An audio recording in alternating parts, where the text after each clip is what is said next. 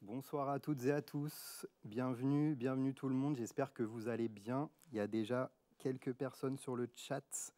Je vois notamment Dospé, donc Doua, qui est une des étudiantes chroniqueuses qui est passée la semaine dernière, qui était là en première. Merci Doué.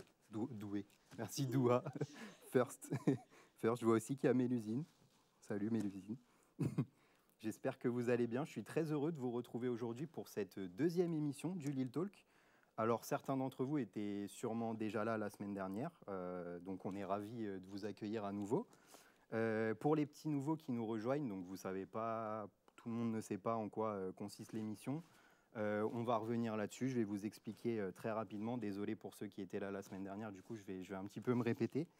Mais bon, au moins ça permet à ce que tout le monde identifie bien l'émission. Installez-vous bien, on est ensemble à peu près pour 1 heure et quart d'émission, donc installez-vous bien et on va découvrir ça tous ensemble. Donc déjà, moi je me présente, je suis toujours Alexandre, je travaille toujours pour la direction de la communication de l'université. Je suis toujours le community manager, donc c'est-à-dire que je suis derrière les différents réseaux sociaux.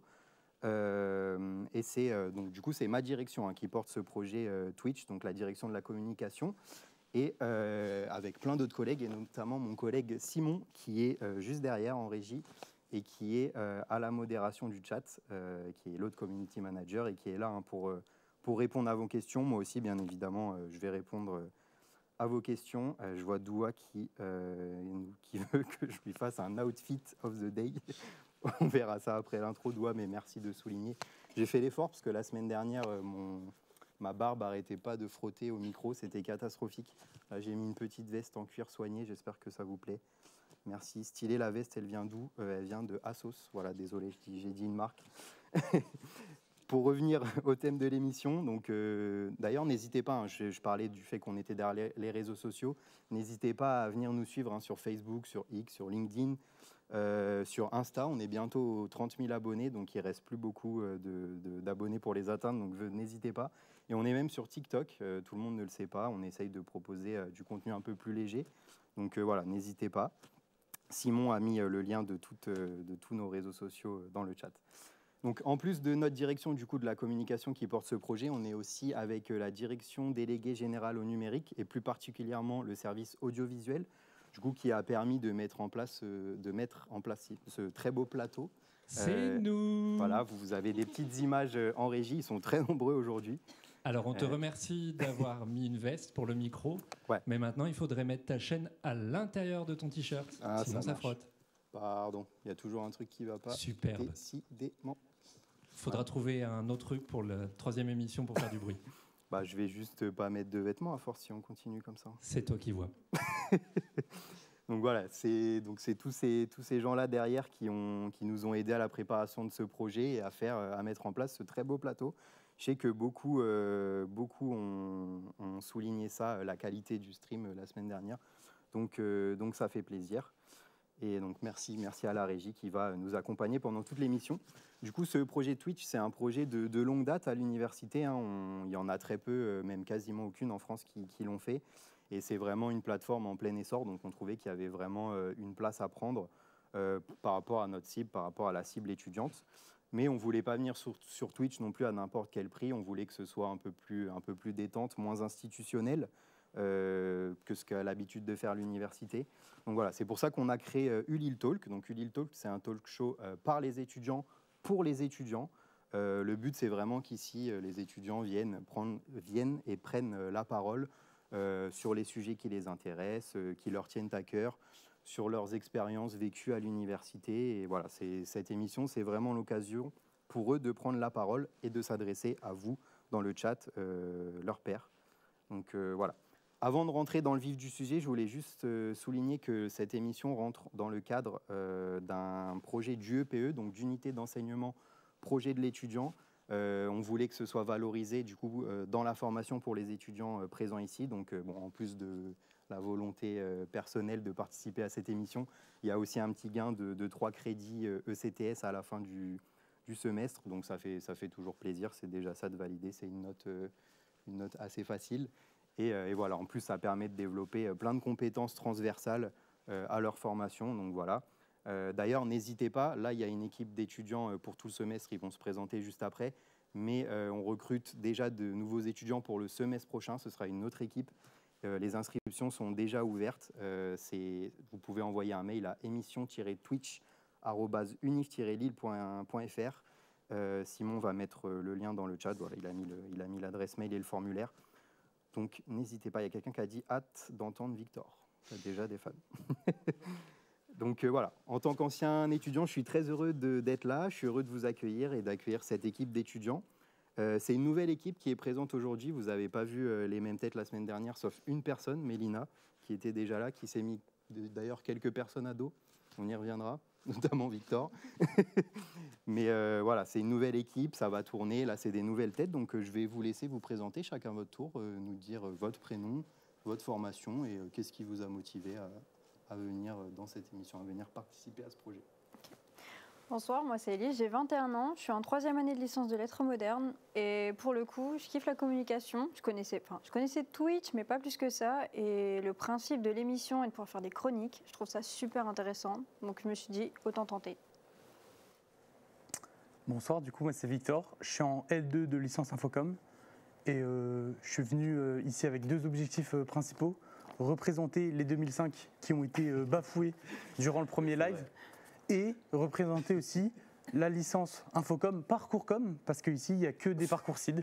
Donc voilà, je voulais faire un peu de diversité. C'est vrai qu'elle a envoyé 2 balles perdues pour toi la semaine dernière. Et Doua aussi. Hein. C'est vrai. Elle est pas sur le plateau, voilà. Doua est passé un peu entre les mailles du filet, c'est vrai. Oui. Bon, sinon, salut, moi c'est Sacha. Alors moi je suis pas partie du conflit, mais je suis super sympa du coup comparé à mes coéquipiers. Je suis en L3 d'histoire géo, je suis un peu la vieille du clan là, j'ai l'impression. Moi je représente l'histoire géo aussi parce que je peux vous dire qu'il n'y a aucun étudiant d'histoire ou de géographie ici. RPZ mais sans. Non vraiment c'est super sympa d'être ici, je suis ultra fan de l'humain, je veux devenir journaliste, donc franchement ça prend tout son sens et l'équipe est super chouette. Bien. C'est Mélina. Je suis désolée, je tenais à présenter mes excuses à toutes les personnes que j'ai pu toucher lors du précédent live. Excusez-moi. Je suis vraiment désolée, je pensais vraiment pas que ça allait prendre une tournure aussi dramatique. Donc voilà. Mais sinon, je suis toujours en CID et me voilà de retour pour vous jouer un autre mauvais tour peut-être. J'adore. Très bien, merci à toutes et à tous de vous être présentés. Je lis un peu les messages dans le chat. Il y a un peu des fans pour tout le monde. Hein. Sacha, ma femme, Sacha Fan Club, Yeah. sans spoiler, que Sacha présente sa rubrique. Ah, les vrais connaissent. Hein. D'ailleurs, je me permets une petite remarque pendant que tu lis, Alex. Ouais.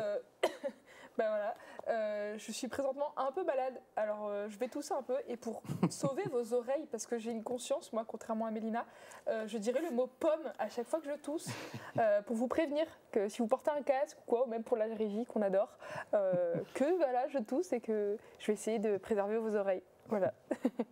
Il y a Jeanne qui nous dit qu'elle sent que Mélina va tailler tout le monde. Elle le sent gros comme une patate, elle te sent d'attaque. C'est faux. On a plein de Vive les 2005. Emilien, je pense que c'est ton ami.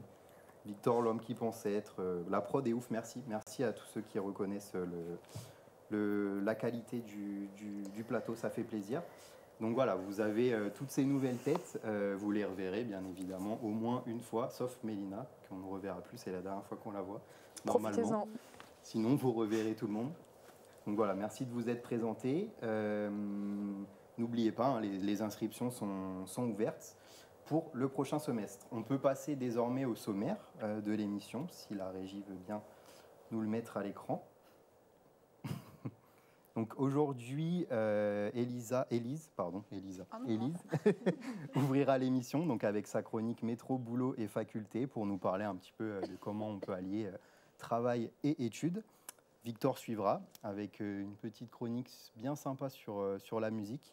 On fera une courte pause ensuite, toujours sur le thème de la musique, vous verrez. Sacha réouvrira la seconde partie de l'émission avec une chronique très attendue apparemment sur les secrets bien gardés des murs de Pont-de-Bois. Vous verrez, j'en dis pas plus pour rien spoiler. Mélina, ensuite, finira l'émission avec il y a écrit top 10, mais ce sera plutôt un double top 3. Voilà, un top 6, deux top 3 différents, vous verrez, sur les films d'Halloween. Voilà, et ensuite, on terminera sur la rubrique panel. On vous a posé des petites questions sur Instagram et on reviendra dessus. Voilà, je pense qu'on peut désormais rentrer dans le vif du sujet avec la première rubrique de l'émission présentée par Élise. Jingle.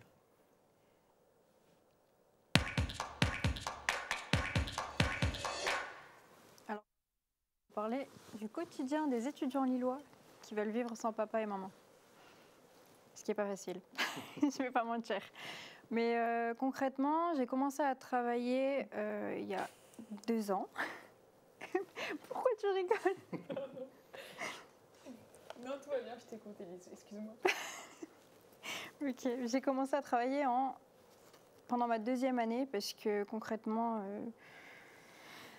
c'est bien les études et tout, mais en étant lettres modernes, on a 15 à 20 heures de cours par semaine. Et franchement, même si on a le temps de réviser autre, on a des gros moments de blanc et on se dit on peut faire quelque chose de nos vies, donc autant trouver un travail. Le premier travail que j'ai trouvé, c'était à côté de chez mes parents, donc à 1h30 de la faculté. C'était bien, mais c'était un supermarché. Je le conseille à personne. Concrètement, je le conseille à personne parce qu'on va se dire ouais, c'est cool, on gagne plein d'argent, on gagne beaucoup pendant les vacances et puis on va accepter un contrat de 20 heures sur 3 jours. C'est meurtrier. Vraiment, acceptez jamais un 20 heures sur un vendredi, samedi, dimanche, c'est pas possible. Vous n'allez pas dormir, vous n'allez plus pouvoir réviser du tout. Là, vous n'allez plus avoir de temps pour vous. Même si, franchement, le supermarché, je remercie les gens avec qui j'ai travaillé parce que grâce à eux, j'ai eu une expérience de fou furieux. Mais avec le contact clientèle, vraiment, on apprend plein de choses. Même moi qui avais peur de prendre le téléphone, maintenant, je le prends sans problème et j'appelle n'importe qui. Je dis plus à ma mère, maman, tu peux appeler le médecin. Pratique. Très pratique. Mais bon, ça suffisait pas parce que je commençais à 4h30 du matin et j'allais parfois en cours juste après à 10h. Donc vraiment, c'était pas du tout la bonne idée. Grosse journée. Oui, grosse journée. Et puis en 2e année, je me suis dit, bon, autant vivre sur l'île. Donc j'ai gardé mon travail au supermarché et j'avais 1h30 de route à faire à chaque fois.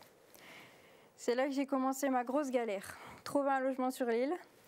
Donc ça veut dire payer un loyer toute seule et devoir trouver le travail sur l'île.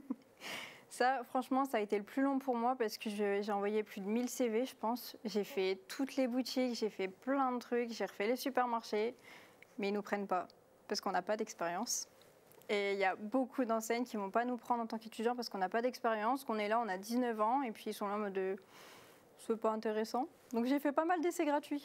Ça, c'était sympa. On ne peut jamais accepter non plus. Alors que c'est logique de ne pas avoir d'expérience. Il faut Oui. bien commencer quelque part. Il faut commencer quelque part, mais bon, ils veulent des étudiants avec de l'expérience. Je ne sais pas où ils vont chercher ça, mais il est faux. Mais du coup, j'ai fait plein de boutiques, j'ai rien trouvé et je commençais à désespérer. Et puis un jour, je suis partie au printemps. Et il faut savoir qu'ils prennent énormément d'intérim. Et ça a été tellement rentable.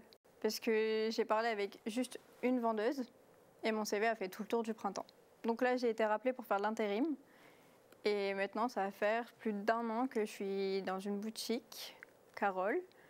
Et franchement, je fais de l'intérim. Je crois que j'ai jamais été aussi bien. Ça convient à mes horaires et elle fait tout en fonction de moi.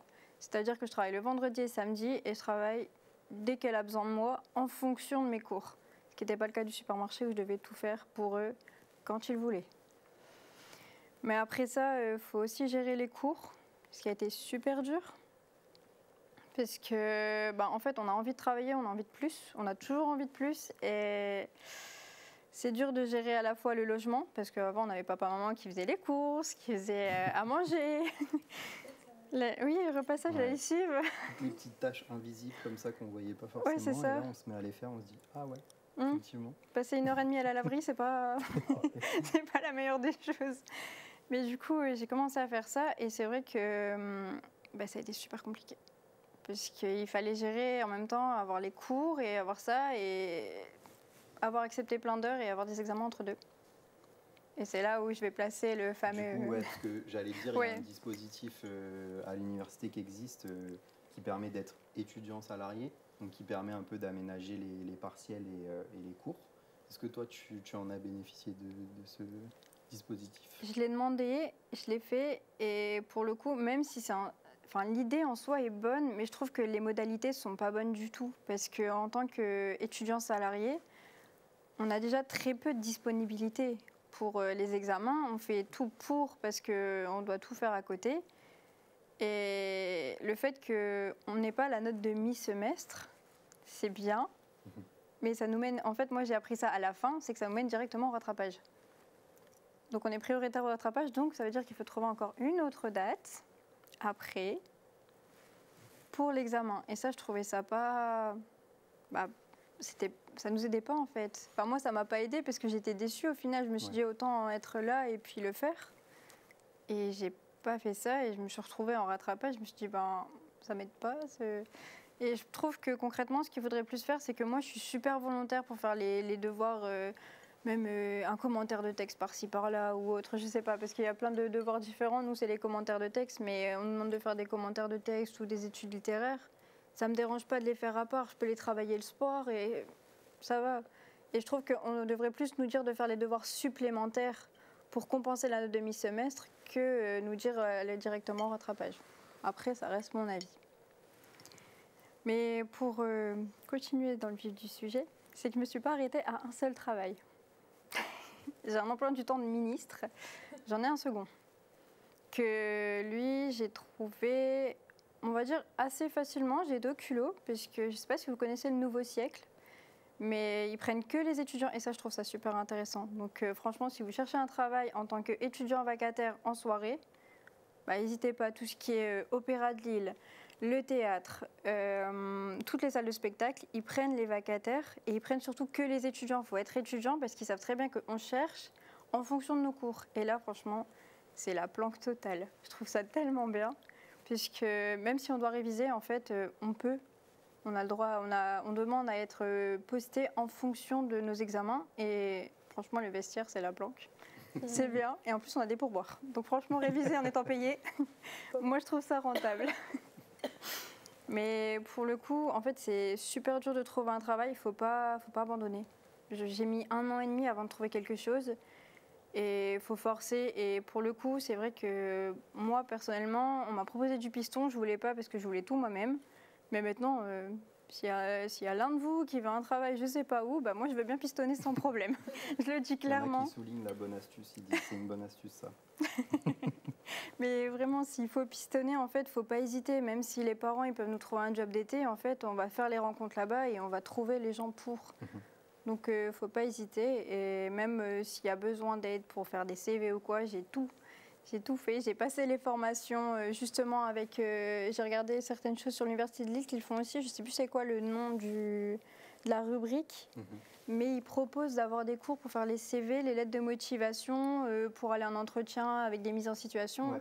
Et ça, il ne faut pas hésiter aussi à le faire. Moi, je ne l'ai pas fait, mais je sais qu'ils le font. Donc vraiment, c'est la direction stage et emploi pour ceux qui sont intéressés, qui met des petits ateliers comme ça en place. Il y a eu des mails n'hésitez aussi, pas. ce mois-ci qui proposaient carrément des ateliers et on est beaucoup plus informés là-dessus. Ça. Tout à fait. Il y a plein d'infos sur votre ONT dans les actus et aussi dans la rubrique... Insertion Pro, donc la direction stage emploi, met plein de choses comme ça en place. Simon a mis le lien d'ailleurs dans le chat pour ceux que ça intéresse. Très vif Simon, merci. Mais du coup voilà, donc pour moi, il ne faut pas abandonner, c'est super dur et niveau organisation, c'est pas le plus simple parce que même si j'ai dit à ma famille, à mes amis que j'y arrivais, que j'avais pas de problème, j'étais giga fatiguée. J'ai eu des journées de fou furieux, je commençais à 6h, je finissais à 1h du matin et c'est un rythme à prendre. Ça prend 2-3 mois, mais après, une fois qu'on l'a, c'est bon. Enfin, mais il faut être maniaque. Il faut vraiment placer tout par heure. Il faut vraiment tout caler. Mais au moins, moi, je sais que clairement, même si mes parents sont derrière moi, je sais vivre sans eux et je sais tout faire sans eux. Mais au moins, c'est gratifiant parce que j'ai besoin de personne pour tout ce que je fais. Tu pourrais être encore plus fière de ton parcours à la fin. Ouais. Dans le chat, on nous parle de l'alternance. Alors ouais, c'est vrai que l'alternance, c'est une bonne chose parce qu'au moins, on est payé à aller en cours et c'est aménagé exprès et surtout, on travaille dans son domaine. Mais malheureusement, en tout cas, toutes les formations à l'université ne proposent pas de l'alternance. pas dans toutes les années non plus. Mais Simon a mis un lien dans le chat pour les formations en alternance, si ça en intéresse. C'est vrai que ça peut être un bon plan. C'est, je pense, le meilleur plan. C'est un bon plan, mais en lettres modernes, malheureusement, on n'en a pas. Voilà. Et ça, c'est dommage. C'est vrai que ça serait bizarre d'être en alternance en lettres Bah, ça peut être sympa en soi. Mais ouais, c'est une idée. Travailler dans les archives ou autre, ou même en maison d'édition, ça peut être bien comme alternance. Hein. En plus, ils ont besoin de monde en archive. Ouais, il manque du monde, oui, je suis d'accord. Ouais, vraiment.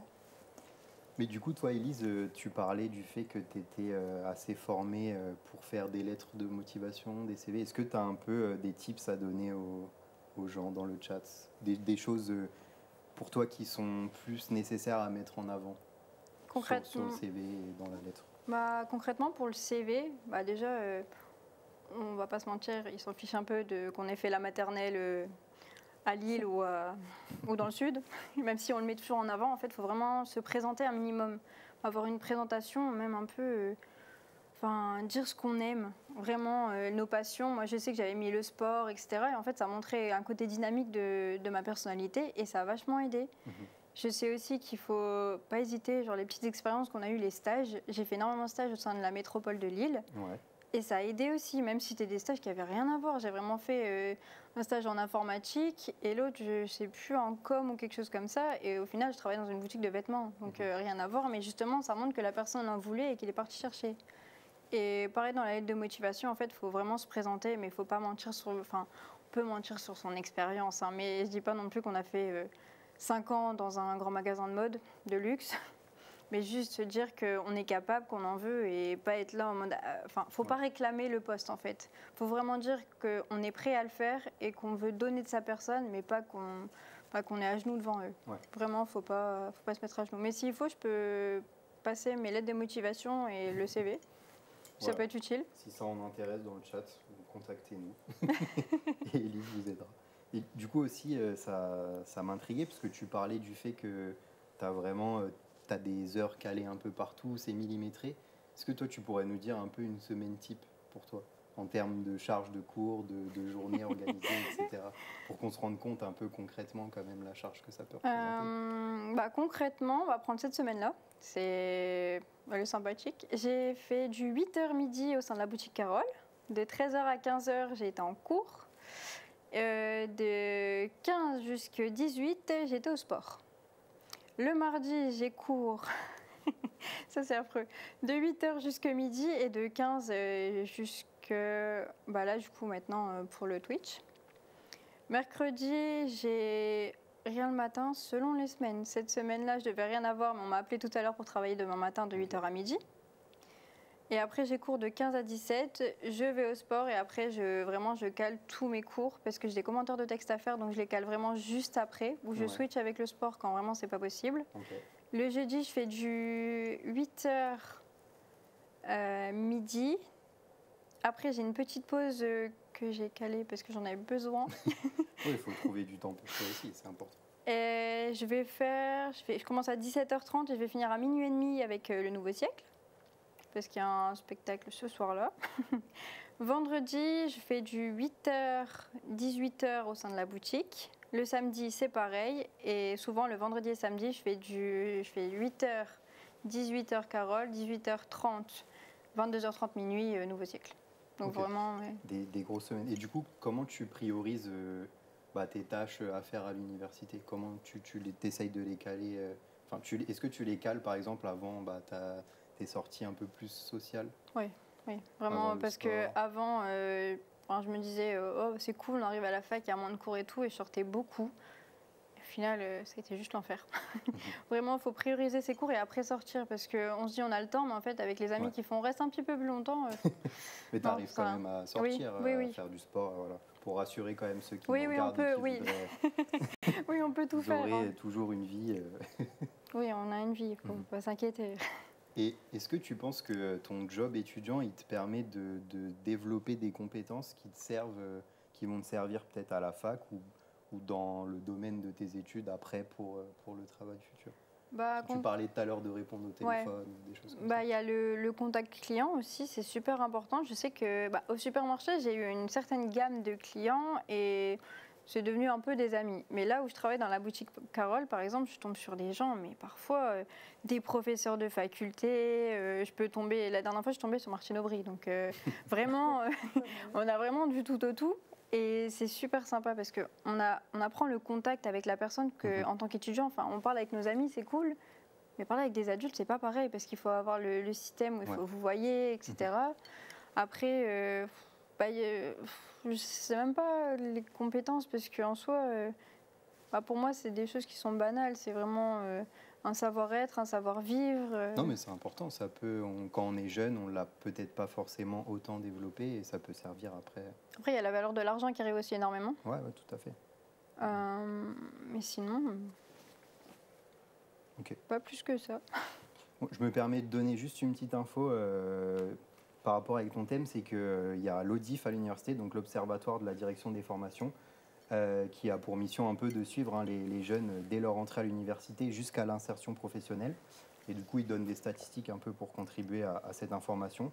Et selon une étude qui date de 2020, il y avait quand même 58% des étudiants qui déclaraient avoir au moins une activité rémunérée.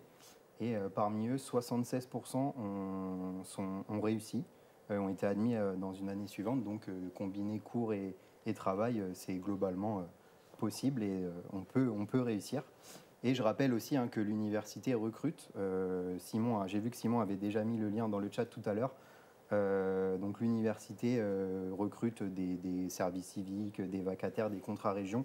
N'hésitez pas à aller sur l'île Agora, il y a plein d'offres. Et d'ailleurs, l'ODIF, dont je parlais tout à l'heure, recrute aussi actuellement des étudiants pour aider un peu à mener des enquêtes. Simon va aussi mettre le lien dans le chat, sinon il y a le lien sur le NT, donc voilà, n'hésitez pas. Merci Élise en tout cas, c'est très intéressant d'avoir ton expérience et ça permettra peut-être à des gens qui nous regardent de se lancer, de décrocher un job et de voir que vous pouvez travailler à côté de vos études. Ça ne veut pas forcément dire que vous ne réussirez pas votre année. On peut maintenant passer à la deuxième rubrique de cette émission avec Victor qui va nous parler de musique. Jingle. Alors du coup, moi, en tant que jeune troubadour venu pour vous divertir, je vais commencer par une petite imitation d'une musique iconique qui va peut-être être très mal faite. J'en suis désolé d'avance. Quiz en live. Est-ce qu'on va entendre? J'espère que vous l'avez, sinon c'est un flop massif. C'est pas un flop, on l'a. Du coup, c'est la le mère titre. Michel qui a perdu son chat. Ouais, facile. Non, c'est oui, le world. Oui. Mais non, le remix français, ok. C'est pas grave, Alex. C'est vraiment la première chose qui vous vient. Merci de me sauver. Donc ça veut dire deux choses. Soit que je suis trop fort pour faire deviner des chansons, que j'ai un don de naissance, ou, deuxième option, que cette musique, elle est connue de tous. Bon, c'est sûrement la deuxième option, mais au moins, ça montre une chose très importante, la puissance de la musique. Et donc, à partir de ce constat, je me suis demandé comment la musique rythmait-elle notre quotidien et comment elle impactait notre vie. Et donc, dans mes recherches, j'ai trouvé une étude qui illustre, je trouve, très bien cette relation qu'on entretient avec la musique. Déjà, on écoute plus de musique que jamais, et ça, c'est pas moi qui le dis, c'est une étude de l'IFPI, qui, d'après elle, en 2023, a déclaré que nous écoutions en moyenne 21 heures de musique par semaine, contre 18,5 heures en 2021. Mais alors, pourquoi on écoute tant de musique ? Déjà, la musique peut être écoutée dans des modes d'accès et de consommation qui n'ont jamais été aussi divers et qui ne cessent encore de se diversifier d'ailleurs. Petit exemple, 15 ans auparavant, quand vous sortiez de chez vous, pour écouter de la musique, vous deviez avoir des baladeurs MP3, alors que maintenant, avec vos smartphones, vous pouvez écouter de la musique tout simplement. Toi, tu as connu les MP3 ? Oui, j'ai connu que mes grandes sœurs. Je me suis dit, je trouvais ça important de parler de ces antiquités. Tu vas re-énerver les 2005 dans le chat. Rendez-vous sur Twitter. J'ai jamais dit que c'était par rapport au 2005. Hein. Ah bon ? Ok. On n'a rien dit. Mais bref, on écoute aussi la musique pour ses nombreuses vertus, puisque selon l'IFPI toujours, 7 personnes sur 10 déclarent que la musique est importante pour leur santé mentale, et 8 personnes sur 10 déclarent que la musique les aide à se détendre et à faire face au stress. Et la musique, elle nous rappelle aussi beaucoup de souvenirs, puisqu'elle joue un rôle clé dans notre processus de nostalgie. Et c'est comme ça, par exemple, qu'on se souvient très facilement des chorégraphies de la Macarena ou de la danse des canards, alors qu'on a du mal à se rappeler du cours de la veille. Tu nous fais une démo ? Non. Bonsoir, non. Une petite Macarena, non? Tu peux la faire, vu que tu l'as lancée, je te laisse. Non, mais moi, j'ai pas ton talent, là. Bah, j'en ai pas, donc... Mais la musique, on l'écoute aussi au quotidien, sans trop même s'en rendre compte. Par exemple, dans les supermarchés, on entend de la musique en fond. Oui, exactement. Dans les supermarchés, dans les centres commerciaux aussi, la musique, elle contribuerait à créer une ambiance qui peut rendre l'expérience d'achat plus agréable et donc prolonger le temps en magasin et donc aussi faire plus acheter et plus consommer. Il y a un deuxième exemple aussi, les restaurants, parce que j'aime beaucoup la nourriture. Peut-être un deuxième sujet de chronique, ça. Dans des restaurants, par exemple, avec des musiques à thème, on va prendre l'un des plus connus, le Buffalo Grill, où finalement, les musiques sont quand même très, très thématiques et très, très connues. Je connais pas, tu me chantes? Allez, toujours pas. Il faut que j'arrête de me lancer dans des trucs comme ça. Mais du coup, on oublie presque ces musiques, mais si on nous mettait des grosses musiques des années 2000 de rap, je pense que ça nous choquerait un peu plus. Et donc, elles font aussi cette ambiance des restaurants. Mais à l'université aussi, la musique, elle est importante, puisque l'écoute de la musique est la pratique culturelle la plus répandue chez les jeunes. En effet, selon le ministère de la Culture, 85% des 15-28 ans déclarent en écouter quotidiennement. Et dans les révisions étudiantes même, la musique peut être utile pour travailler par exemple, mais pour travailler le plus efficacement possible, il y aurait des types de musique plus adaptés, avec par exemple des musiques instrumentales, donc sans paroles. Il y aurait aussi des rythmes à adopter, on va dire, pour réviser plus efficacement, en évitant par exemple une musique trop énergique ou seulement sur court terme, puisqu'à long terme, elle pourrait nous fatiguer plus rapidement. Mais bon, attention, c'est pas parce qu'une musique est décrétée comme la plus optimale pour les révisions et tout ça qu'elle va nécessairement être la plus optimale pour vous. Mais ça, il n'y a qu'une chose pour le savoir, tout simplement essayer. Et donc par rapport à ça, je voulais vous demander justement si vous travaillez en musique, et si oui, avec quel genre de musique vous arrivez à vous concentrer plus facilement, ou s'il y en a. Carrément. Bah, je t'en ai même déjà parlé, mais moi j'écoute du jazz quand je révise. Et en fait, ça a carrément créé un stimuli dans mon cerveau. Parce que quand je mets du jazz, mon cerveau il se dit ok, là on est concentré, là on réfléchit. Et ça c'est vraiment super. Alors pour moi ça fonctionne, mais comme tu le disais si bien, c'est pas le cas de tout le monde, mais c'est vrai que ça me crée vraiment une bulle qui est trop bien. Ok. Moi ça m'arrive et quand je le fais c'est juste pour des musiques instrumentales mais de chansons que j'aime bien. Mais tu n'écoutes pas de musique avec des paroles ou c'est vraiment que... Si, ça m'arrive, mais je sais qu'il faudrait pas, quoi. Ouais. Ça dérape. Ça dérape souvent sur une session karaoké. Bah, moi, concrètement, en tant que lettre moderne, bien gros cliché, un bon gros Mozart quand on révise. Ouais, ça marche bien. Ça marche trop bien. Un bon Non, gros franchement, je symphonique, c'est comprends. incroyable. Bah, moi, personnellement, la musique que j'écoute, c'est du rap. Donc, faites ce que je dis, pas ce que je fais. Hein. J'écoute des musiques avec des paroles qui ont donc tendance à me déconcentrer. Mais ça a au moins le mérite de me permettre de me lancer, de me motiver à me lancer dans des tâches que j'aurais peut-être jamais commencé sans la musique, finalement. Puis la musique, ça ne me sert pas que à ça. Au quotidien, déjà, dès le réveil, j'ai de la musique. Avec des musiques que j'ai appris à détester. Maintenant, je déteste presque la moitié de ma playlist en l'ayant mis en musique de réveil. Du coup, maintenant, j'ai mis une musique générique pour éviter de détester le reste. Et puis après aussi dans les transports, dans le métro, dans le train où j'ai des écouteurs et je suis un peu dans ma bulle et j'ai l'impression de toujours être chez moi finalement. Et puis ça me motive aussi, il faut l'avouer, quand j'ai pas trop envie d'aller en cours. Ça peut même me donner le sourire. Ouais. C'est pas mal. Et puis après, quand je rentre chez moi, bah, c'est différent. J'ai mes enceintes et c'est encore un autre univers. Quand j'écoute de la musique, j'ai vraiment l'impression d'être ailleurs. Bon, ça fait super cliché de le dire comme ça, mais c'est vraiment le cas. Je me retrouve à écouter de la musique sans rien faire à côté, si ce n'est que penser, et c'est déjà un énorme truc pour mon petit cerveau. Deux choses à la fois. Merci, c'est gentil. Bref, en tout cas, je pense que l'homme et la musique ne sont pas prêts de se séparer. Mais si vous voulez continuer à écouter de la musique toute votre vie, ne faites pas comme moi, soyez intelligent, soyez modéré, écoutez de la musique à pas trop haut volume. Je dis ça parce que récemment, j'ai eu un acouphène, bon, à une seule oreille, pardon. C'était assez court, mais l'avertissement m'a suffi et ça m'a rappelé que finalement, même si ça semble évident, les dégâts qu'on peut causer à notre audition sont bien réels. Mais pour ça, je peux vous donner quelques conseils que j'ai trouvés sur le site santé.gouv, dont un lien vous sera mis dans le chat, normalement. Tout à fait, il y a quelqu'un en plus dans le chat qui parle d'acouphènes qui disait que ça l'a dérangé, du coup, pour écouter de la musique à fond. Tu fais bien de le dire. Simon va mettre le lien dans le chat. Et donc du coup, si dans la majorité de vos temps d'écoute comme moi, vous portez des écouteurs ou un casque, il est notamment recommandé de ne pas monter le volume au-dessus de la moitié du volume maximum. Bon, je le fais jamais quasiment, donc c'est peut-être ça, les acouphènes aussi. Je pense que presque personne... D'utiliser aussi des... On a Pomme. un décès. Ouais, l'oublier pomme. T'as dit pomme une fois, après t'as plus jamais lâché pomme. On a un décès en direct. Est-ce que la régie peut appeler le Le SAMU? secours, ouais. Pardon. J'ai mon PSC1, si ça peut On va servir. pas aller loin, moi aussi. N'hésite Bon. pas à boire un coup, Sacha, si ça va pas. À votre bonheur. Mais bon, voilà, pour rester en bonne santé, contrairement à Sacha, utilisez aussi du coup des appareils officiels qui vont respecter des normes et qui vont garantir de ne jamais dépasser les 100 décibels. Et aussi, par exemple, des trucs tout bêtes, ne pas s'endormir avec vos écouteurs ou votre casque, ce qui peut aussi empêcher vos oreilles de se reposer, puisque pendant toute la nuit, ça va tourner. Donc oui, désolé de conclure sur une fin un petit peu moraliste, mais faites attention à vos oreilles, et elles vous le rendront bien, vous permettant d'écouter votre musique favorite toute votre vie. Bravo. Merci Victor, merci. Petit clin d'œil à la régie quand même. Pomme. Je sais pas si vous avez vu.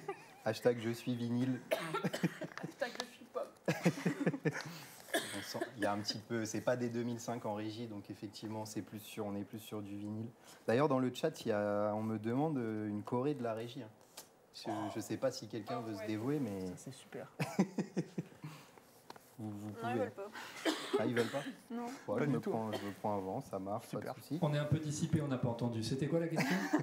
Il y a Petite choré. ouais, ils demandent une petite choré de votre part. Ça a été très aimé lors de la dernière émission. Ah ouais, on a fait une petite Macarena tout à l'heure. Fallait suivre, Ah, fallait bah. être dessus. C'est passé à l'antenne? Évidemment. Ah bon, nickel. La personne est servie. Je lis un peu le chat. Il y a quelqu'un qui te demande de répéter le mot processus. Apparemment, ça a été compliqué la prononciation.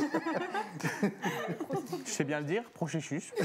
Ça va. Il n'y a aucun souci, je vois pas pourquoi vous dites ça. Je comprends pas. Laissez Victor tranquille. Victor, une Macarena, ouais, non, il a dit non, Toujours pas. arrêtez. On voit un petit peu les goûts musicaux. Moi, j'écoute Minecraft pendant... Il y a des bangers de fou furieux, faut en parler. La bande entière du jeu est exceptionnelle. C'est Bah, exceptionnel. certains écoutent ça, voilà. Samazito écoute ça. Les musiques d'Animal Crossing pour réviser. Ok. Très bien. Je crois que c'est Mélusine qui nous dit ça d'ailleurs, si je dis pas de bêtises. Adrien nous dit les bruits blancs. Pourquoi pas, ça peut être pas mal. C'est Rémi, l'aspirateur, non? Un truc comme ça. Bah, bruit la blanc, pluie. ouais, c'est des bruits où ça reste sur la même fréquence. Ouais, la pluie, Battement de cœur aussi. le battement, ouais, peut-être. Ou sinon le vent, la mer, des choses comme ça. Bah, du coup, c'est plus de la musique, mais ouais. Oui, C'est mais bien ça utile reste aussi, ouais. des sons. Un débat à avoir. Oui, c'est vrai. Est-ce que la Rémi. pluie, c'est une musique? La musique de la pluie, l'harmonie. La chanson de la pluie, oui, plurielle. mais la musique Oui. de la pluie, je sais pas.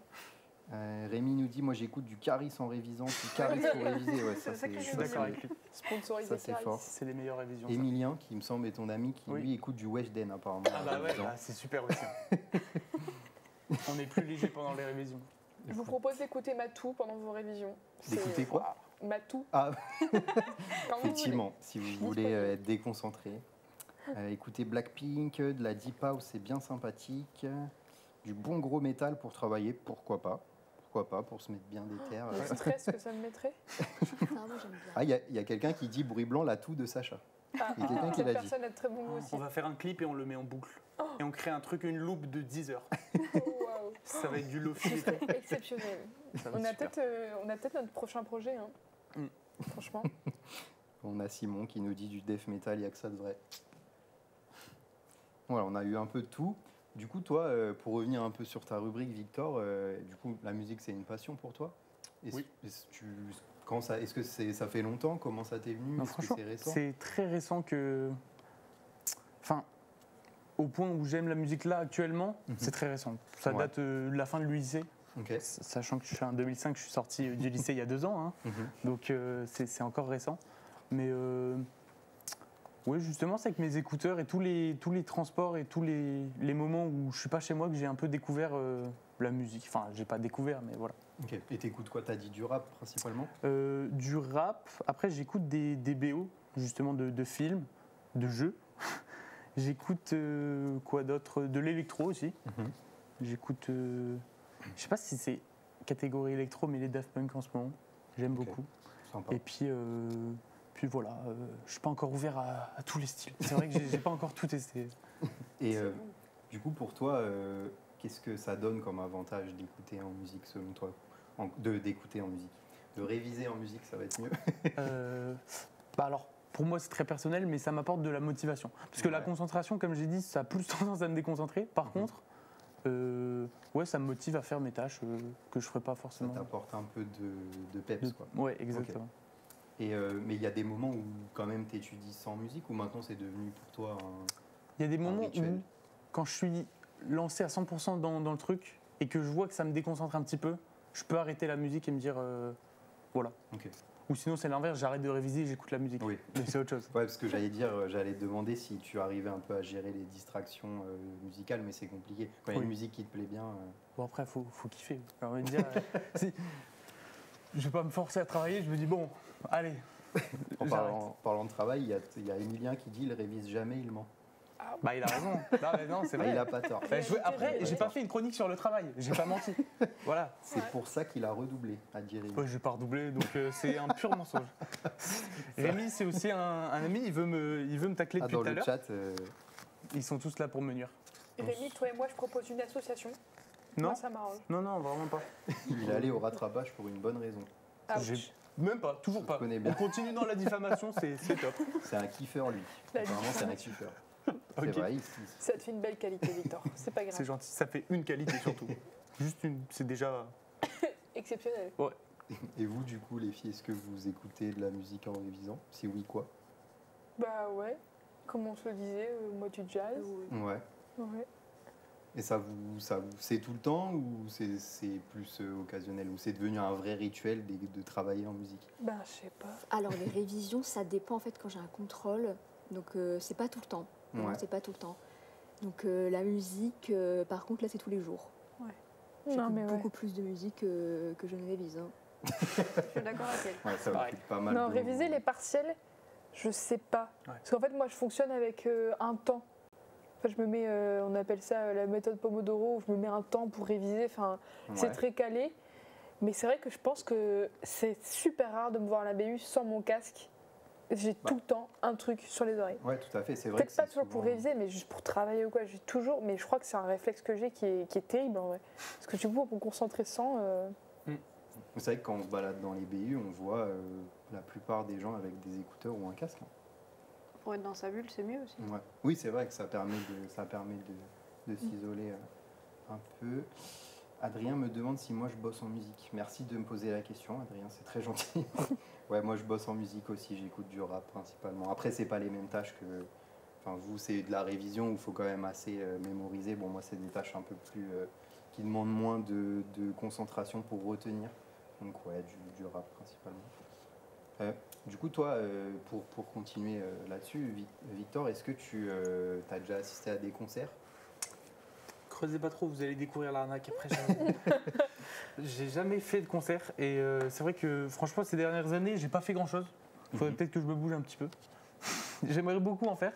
Ouais. Et ouais non franchement c'est un truc qu'il faudrait que je fasse. Ok. Bah, d'ailleurs pour ceux qui sont là, il y a plein de concerts à l'université. J'en profite pour glisser l'info. Il y a le concert à l'aéronef. Il y a le concert des JV, il y a le Summer Break.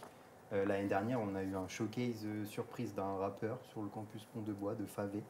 Donc voilà, il y a plein d'événements musicaux comme ça à l'université, le concert de clôture des JV aussi, si je ne l'ai pas dit. Donc voilà, il y a vraiment plein de concerts comme ça, souvent organisés par la culture, donc n'hésitez pas à y aller, c'est gratuit. Et puis même d'ailleurs, la culture a des tarifs préférentiels pour des concerts ou des festivals qui n'ont rien à voir avec l'université. N'hésitez pas à aller sur le site de la culture, culture.unif-lille.fr. Voilà, il y aura plein d'offres. Je rigole en même temps parce que je vois des messages. Victor, il fait semblant de rien faire alors qu'il gère une boîte de nuit. Oh, la vie qu'on est en train d'inventer, elle est exceptionnelle. J'aime bien ça, j'aime bien. C'est excellent. Et d'ailleurs, ça me fait penser, à l'aéronef, ils sont en train de mettre un tarif préférentiel pour les étudiants de l'université de Lille. Très bien, Enfin, voilà. en tout cas, dans le milieu de Lille, pas que l'université de Lille, mais Ouais. je sais que si vous savez prouver que vous êtes étudiant à Lille, maintenant ils mettent vraiment des tarifs préférentiels sur tout, et ça c'est trop bien. Tout à fait. N'hésitez pas à aller vous renseigner. Comme j'ai dit, sur le site de la culture, il y aura tout. Je reviens juste sur une question dans le chat. Tout à l'heure, Sacha, tu as parlé de la méthode Pomodoro, c'est ça? Ouais. Il y a quelqu'un qui nous dit qu'il l'a essayé récemment et une fois lancé, les pauses sont plus gênantes qu'autre chose. Ah, je comprends. Est-ce que Vraiment, tu peux je peut-être juste comprends. expliquer, ça peut intéresser des Bah, gens. en fait, la peut-être méthode cette méthode. Pomodoro, c'est l'idée que vous allez travailler pendant une grosse ou petite période de temps, et en fait, on vous impose des pauses. C'est très compliqué comme phrase. Mais par exemple, vous allez bosser pendant 45 minutes d'affilée, et on va vous dire, voilà, vous avez 15 minutes de pause pour faire absolument autre chose que vos révisions, et après, vous vous y remettez. Je comprends le fait que les pauses, c'est gênant. Moi aussi, il y a des moments où ça me gêne. Mais alors je ne suis pas scientifique, mais je sais qu'il y a vraiment un truc réfléchi et que vraiment faire des pauses, ça permet justement de poser, d'avoir ton cerveau qui mémorise un peu avant de t'y remettre. Après, tu as plusieurs formats. Moi, je dis 45-10 minutes, mais parfois, c'est 1 heure et 20 minutes de pause, ou alors 20 minutes de travail et 5 minutes de pause. Donc, c'est vraiment aléatoire. Il y a plein de playlists sur YouTube et tu peux choisir. Après, si ça ne te convient pas, c'est pas fait pour toi. Je sais aussi que moi, généralement aussi, ça m'arrive juste d'avoir besoin de motiver quand tu es ta période de partiel, que tu es à ton 4e jour, de faire ton 8h-19h pour réviser tes cours. Et à un moment donné, c'est dur de te lever le matin et de te dire purée, encore. Et donc, du coup, je lance ça et ça me pousse un peu. Et après, j'arrête la vidéo parce que moi aussi, ça me frustre un peu les pauses. J'arrête le truc, au final, je suis dans ma lignée. Mais à la fin, je suis plus fatiguée que si je maîtrise, enfin, si je suis la méthode. Donc, je pense que ça a ses avantages, lesquels vraiment, à part s'économiser un peu, je ne sais pas vous dire, mais Ok. c'est à tester pour ceux qui l'ont jamais fait et qui ont des problèmes pour se concentrer ou quoi, ça vaut le coup. Ok, ça marche. Bah voilà, n'hésitez pas à vous renseigner. Méthode Pomodoro, c'est ça Ouais, si je dis pas de bêtises. P-O-M-O-D-O-R-O, Parfait. comme tomate en italien. Il y a quelqu'un qui a Oui. dit ça, j'ai vu le message passer, c'est une sauce italienne, une sauce C'est pas une tomate sauce, mais italienne. ça veut dire tomate en italien. J'ai 4 ans d'italien à mon actif, que je peux vous réinvestir si vous voulez. Merci Sacha. Voilà, merci Victor aussi pour ta rubrique. Ouais. On va marquer une courte pause, toujours en lien avec la rubrique de Victor. On va vous laisser avec un extrait de la résidence de l'Aérocampus Tours 2023. Pour ceux qui ne savent pas ce que c'est, donc l'Aérocampus Tours, en gros, c'est des auditions qui sont organisées sur tous les campus. Et ça donne lieu à une sélection de musiciens et d'artistes parmi les étudiants de l'université. Et ensuite, dans la résidence, ils créent des liens, ils s'entraînent, etc. Ils sont mis en condition pour ensuite faire un concert à l'Aéronef. Donc à la fin, ils se produisent sur scène à l'Aéronef, tous ces étudiants sélectionnés. Donc voilà, c'est un gros événement à l'université. On vous laisse avec la résidence 2023. À tout de suite.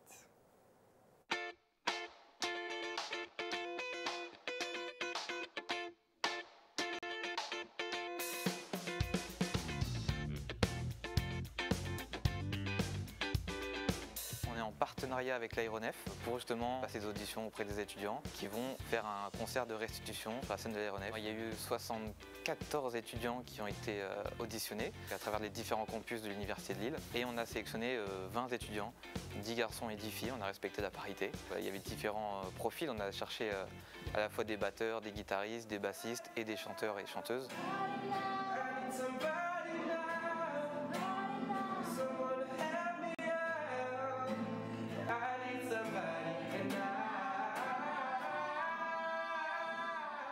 On est allé faire des auditions à différents endroits de la fac.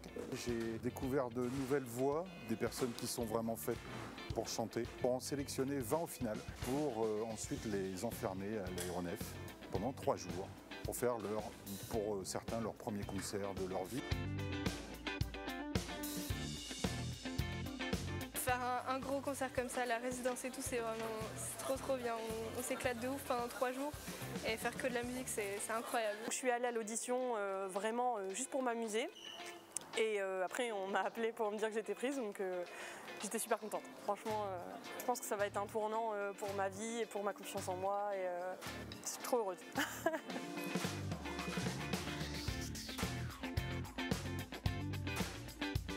Suite à la première édition, on a repéré une artiste qui s'appelle Flore. On l'a fait rencontrer une batteuse, une bassiste et une claviériste aussi. Ils sont en train de former un groupe. Ils sont accompagnés par l'Aéronef. j'espère qu'on arrivera à faire la même chose l'année prochaine. Par ce genre d'action, on arrive vraiment à dénicher les artistes de demain.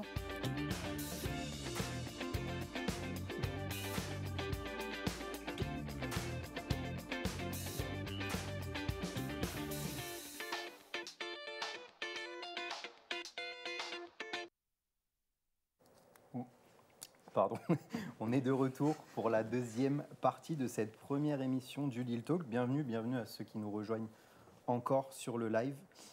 Il y a Morgane qui a remarqué la petite retouche make-up pendant la pause. Merci à Pierre et merci à Morgane d'avoir remarqué ça.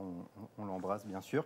Pour ceux qui sont intéressés par rapport à l'Aérocampus Sourds qu'on vient de vous diffuser, il y a un appel à participation, donc vous pouvez candidater pour être l'un de ces musiciens ou artistes retenus. Simon vous a mis encore une fois le lien dans le chat. Quelle vivacité quand même de la part de Simon. Quel boss. Quel boss, il est au taquet. Donc voilà, il y a le lien dans le chat pour vous inscrire. Vous pouvez également écouter le concert de l'année dernière. On va vous diffuser une petite vidéo sans son si possible, si on ne veut pas casser les enceintes. L'année dernière, voilà, grosse ambiance à l'aéronef, un petit pogo. Donc c'est les candidats de l'année dernière qui sont d'ailleurs en concert jeudi à l'espace culture de Cité Scientifique à 18h30. Donc pareil, Simon va vous mettre le lien dans le chat pour vous inscrire si vous voulez aller les voir. Ils se sont déjà produits, mais là ils font un concert de restitution. Et sinon ce concert-là, ça marche. Je me fais couper. Et du coup, ce concert-là, sinon, il a été filmé, il est sur notre chaîne YouTube. Voilà, vous avez toutes les infos, je pense. Voilà, j'espère que tout le monde va bien, que vous êtes encore avec nous. Il y a encore pas mal de gens sur le chat, il y a encore pas mal de gens qui nous regardent. C'est nickel. J'espère que personne s'est endormi entre-temps. Et de toute façon, on va passer à la troisième rubrique de cette émission. Avec Sacha, ça va sans doute vous réveiller un peu, puisqu'elle va nous parler des secrets bien gardés des murs de Pont-de-Bois. Jingle.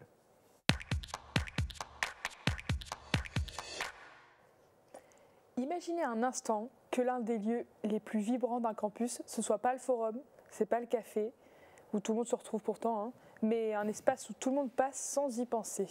Mystérieux, hein ? Ce lieu anodin est devenu pour les étudiants de Pont-de-Bois un véritable mégaphone d'idées, d'humeur et de lutte.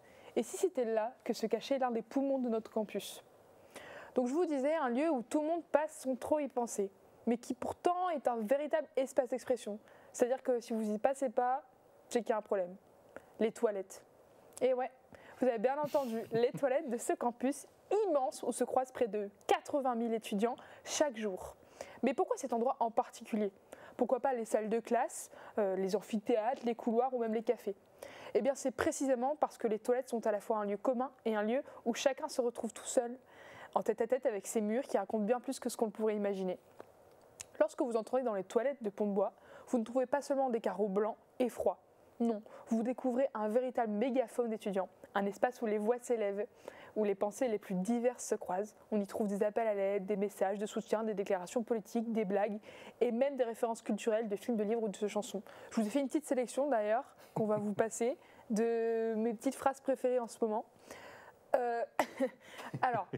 là, pour l'instant, ça n'a pas l'air très joyeux, mais en fait, alors, je ne sais pas si vous arrivez bien à lire. Si tu peux peut-être lire à voix haute. Ne perdez pas espoir, c'est dans les moments les plus sombres que les lumières arrivent, ou alors, when you're lost in the darkness, look for the light, qui est la même chose. Tu as vu ça ? Je travaille. Hein. Voilà, donc c'est des petits messages comme ça de soutien. Alors, il y en a vraiment tout plein. Alors, j'avoue, vous avez fait une sélection de fous, on voyait vachement bien, sauf que ça a été repeint récemment. Ah. Donc, je fais au mieux avec ce que j'ai. Mais voilà, là, pareil, bon, un sujet qui prête un peu moins à rire, mais au niveau des violences sexuelles, des addictions, de la dépression, de l'isolement, quelqu'un qui invite à dire qu'on n'est pas seul et qui met les numéros importants, 3114 pour SOS à personne en danger, 3919 pour les violences faites aux femmes et les violences sexuelles. Voilà, c'est hyper important. Ça, là, vous devez vous dire, oh bah, ouais, ok, super, mais on a plein d'autres canaux pour le savoir. Mais en fait, non. Parfois, on n'y pense pas. Vous voyez, là, il y a aussi des messages politiques. Il y a plein de choses qu'on voit dans ces toilettes. Et en fait, parfois, on n'y pense pas. On est sur les toilettes et puis là, on se dit, ah, bah, ça peut m'aider. Moi, je ne suis pas à la place de ces personnes, mais j'espère que ça en a aidé certains. Là, vous voyez des messages politiques, voilà, certains sigles politiques, voilà, vos lois sont immorales, ou alors Free Soudan and Congo. C'est aussi des réactions en fait, qui sont hyper spontanées de la part des étudiants. Alors ça, c'est dans les toilettes des garçons, que Victor m'a gentiment récupéré cette semaine. Quel boss. Bon, il y a aussi des choses un peu plus légères, parce qu'il en faut un petit peu. Des références culturelles, comme le French Pépé en haut à gauche. Ceux qui ont la ref, c'est super. Voilà, il y avait un petit Hello Kitty caché, comme les chaussettes de Mélina. Si on peut avoir un gros plan sur le pied de Mélina, je serais super contente. Je ne sais pas si en régie, ils vont réussir à zoomer, mais Mélina de super voilà, chaussettes. On a aussi des tags, voilà. Enfin, franchement, c'est hyper aléatoire. Et en fait, c'est pas un truc qui est tant unique que ça. Je pensais que c'était super unique à Pont-de-Bois, qu'on était super originaux là-dedans. En fait, comme vous pouvez le voir là, les toilettes d'un super musée, le Modern Art, ont eux aussi misé des œuvres d'art dans les toilettes, parce qu'on sait pertinemment qu'en fait, c'est regardé. Et voilà, bon, vous avez une autre toilette avec plein de tags et plein de représentations. Alors, c'est vraiment un truc mondial qu'on a tous en commun, c'est d'écrire dans les toilettes. Et moi, je trouve ça super chouette. Alors, vous allez me dire, bon, ok Sacha, super, les toilettes, mais t'as pas un autre endroit pour s'exprimer? Alors si, bien sûr, il y a plein de tableaux, vous pouvez mettre plein d'affiches. Voilà. À l'Université de Lille, d'ailleurs, le Jeune étudiant, c'est le journal étudiant de l'Université de Lille, GEUL sur Instagram. En ce moment, ils sont à la recherche de gens pour écrire des articles. Vous m'y retrouverez peut-être, d'ailleurs. Mais... Voilà, si vous voulez venir, franchement, n'hésitez pas à faire un message sur Instagram. C'est un journal en fait qui est fait par les étudiants et aussi un peu pour les étudiants. Donc c'est très inscrit avec ce qu'on fait nous aujourd'hui dans un autre format. Et c'est triste, mais voilà, on évolue, on change. On n'est pas tous tout le temps sur le campus toute notre vie. Donc les équipes se renouvellent aussi. Et donc sachez que vous êtes la bienvenue pour vous exprimer autre que sur les toilettes. Il y a aussi des syndicats et des réseaux sociaux pour s'exprimer évidemment, mais je sais pas, je trouve que les toilettes, en fait, c'est l'intimité du lieu qui est important. Dans les toilettes, on est un peu à l'abri des regards, on est un peu protégé. C'est un espace où on peut être soi-même, où on n'a pas à se soucier du jugement des autres. C'est là que les étudiants se livrent, en fait, d'une certaine façon. Un peu parfois avec humour, comme on l'a vu, hein, les références, les mèmes ou plein d'autres choses qui rythment nos vies de jeunes. Mais parfois avec gravité hein, aussi, il y en a qui cherchent du réconfort, en fait, et c'est important. C'est sur les vies, sur leurs préoccupations, leurs espoirs et leurs frustrations. Moi, je sais que franchement, ça m'arrive tellement de fois d'aller aux toilettes et d'avoir une journée dans mes bases, d'être triste, d'être préoccupée par quelque chose. Et ben voilà, je lis une petite phrase comme ça et puis, je sais pas, ça me redonne encore un petit peu de bonne humeur. Je me dis, ouais, c'est vrai, ça va bien se passer. Voilà. Je ne l'ai pas avec moi parce qu'il a été repeint malheureusement, mais il y a un poème qui m'a suivi depuis ma L1. Qui était marqué dans un des toilettes, je ne le connais pas par cœur, mais c'est débile, mais en fait, ça me faisait un petit point d'ancrage. C'était ouais, voilà, c'est une petite référence qu'on a à la fac et je ne sais pas si je suis toute seule dans ce cas-là, hein, mais je pense pas. Et voilà, c'est un espace qui est accessible à tous, hein, pour le coup, à toute heure. Que vous soyez étudiant en histoire, en cinéma, en philosophie, en musique, que vous soyez professeur, que vous soyez Alexandre, vous passerez un jour par là. Hein. C'est obligatoire. J'y suis passé.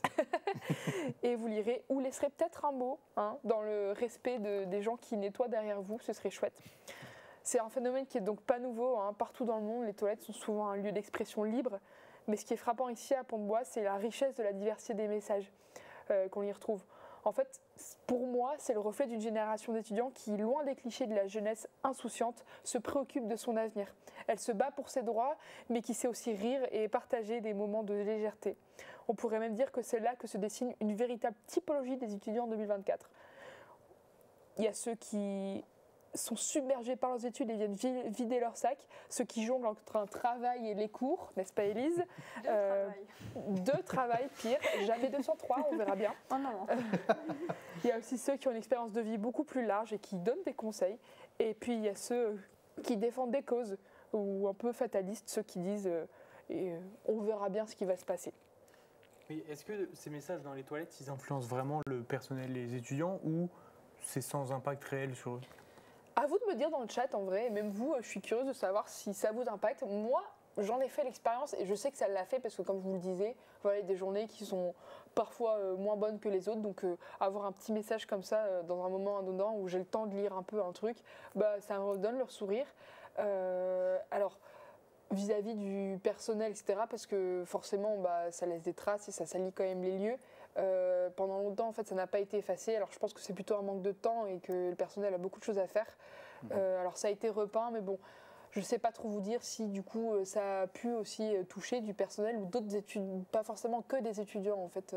Peut-être que vous aussi, vous qui nous regardez, en fait vous n'êtes pas du tout étudiant et vous vous dites non mais de quoi elle parle celle-là, cette petite jeune. D'ailleurs Manou, si tu passes par là, je te fais des gros bisous, c'est ma grand-mère. Voilà, mais Manou, je te sache que je parle des toilettes et qu'il y a plein de choses à dire sur les toilettes. Et ouais, donc voilà. La prochaine fois que vous passez aux toilettes, franchement, prenez le temps de vous regarder un petit peu et de vous interroger. Et vous penserez peut-être à moi, pas bizarrement s'il vous plaît, mais ça vaut peut-être le coup de s'arrêter et de regarder ce qui se passe autour de vous. Et ça vous donnera peut-être des clés dans la vie au quotidien. Je sais pas, hein. Le monde ça change facilement et nos perspectives de vie aussi. Merci beaucoup Sacha. Sache que tu n'es pas toute seule puisqu'il y a plein de réactions. Il y en a plein qui disent que c'est du chef-d'œuvre, que les tags dans les toilettes c'est une institution. Il y en a plein qui vraiment ont l'air de remarquer ça.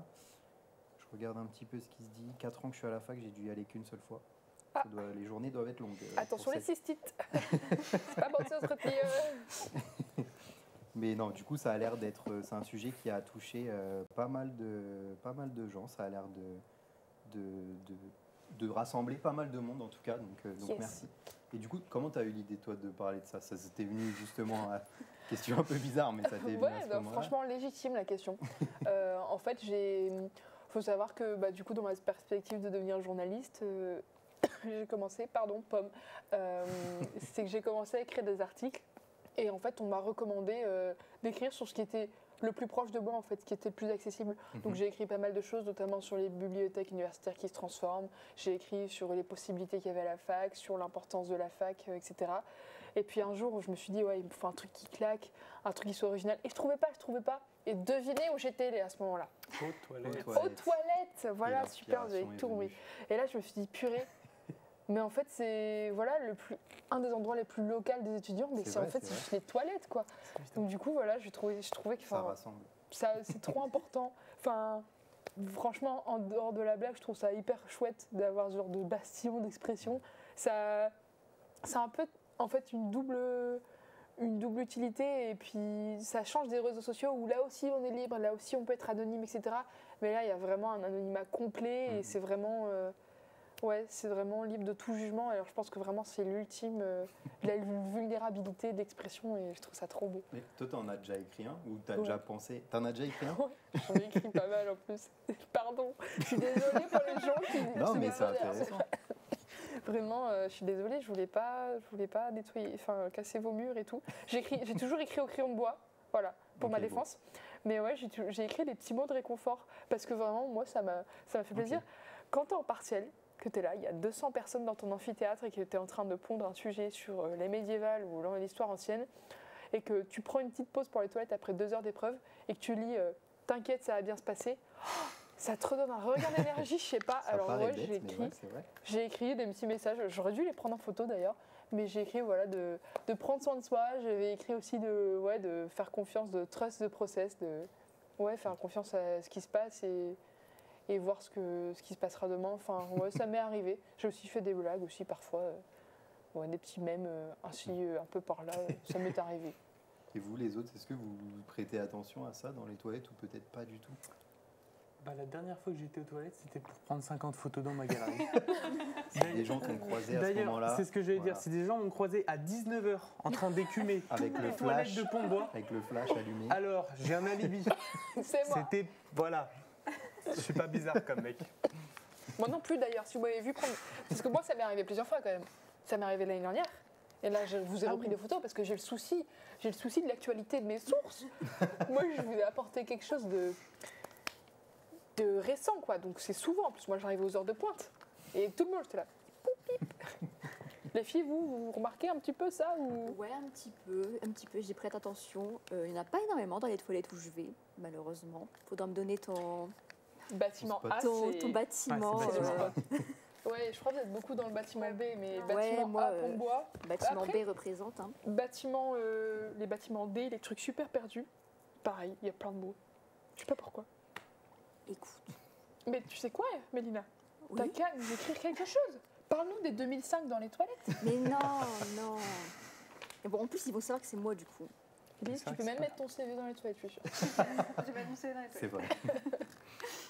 On a Mélusine qui remercie Victor d'avoir compromis sa réputation pour la chronique. Merci. Moi, j'en avais vraiment. aucune déjà avant, donc c'est un régal. T'as une Pas de boîte de souci. nuit, un petit peu. Donc, Oui, mais dans GTA 5, donc... En tout cas, merci beaucoup Sacha. Une chronique vraiment intéressante. On souligne la qualité d'ailleurs de ta chronique dans le chat. On dit, Mélusine dit qu'elle a appelé Gilles Boulot et il te veut pour le 20h, apparemment. je suis disponible Donc, toute votre vie, Gilles Boulot, je viens quand vous voulez. Doua aussi d'ailleurs dit qu'elle l'a eu, ils sont OK pour te prendre. Ouais, ça, c'est les copines. Merci. Dospé, Doua dit les cides emprisonnés dans le bâtiment B. Libérez-nous. Bon, c'est bien, on va les lécher dans le bâtiment. Bon courage à tous les cides. Même pas deux. Je l'ai mérité. Hein. Merci Sacha, ça a inspiré plein de monde et on voit que Pont-de-Bois regorge de plein de choses, de plein de surprises. On en reparlera d'ailleurs en fin d'émission. Mais avant ça, on se rapproche de la fin d'émission déjà malheureusement. Je sais que vous êtes triste, mais pour vous remonter le moral, on passe à la dernière rubrique de Mélina qui va nous parler des films d'Halloween. Ouais.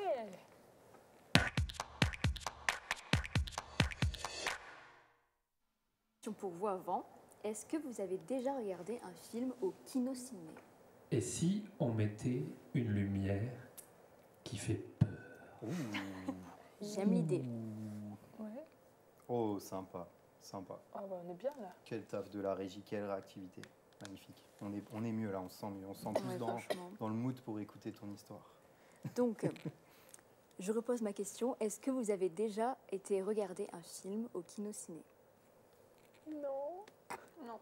Non plus. Je sais que ça existe et mes profs m'y ont invité, mais pas le temps. Eh ben, écoutez, moi non plus. Moi non plus.